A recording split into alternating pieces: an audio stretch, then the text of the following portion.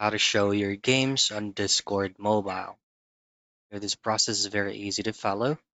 The very first thing that you want to do is make sure that your Discord application is updated to the latest version so that you will have this kind of feature on Discord.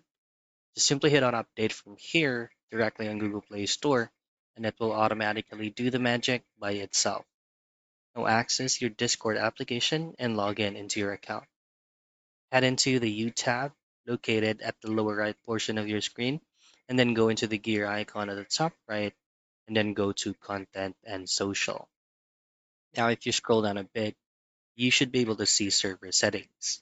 Now, you won't be able to access activity status if you're not opening up an active game that you're playing on Discord.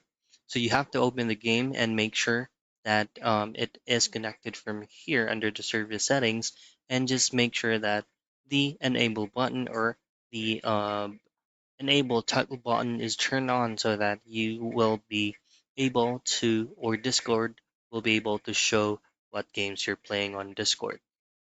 And that is how you share your games on Discord mobile.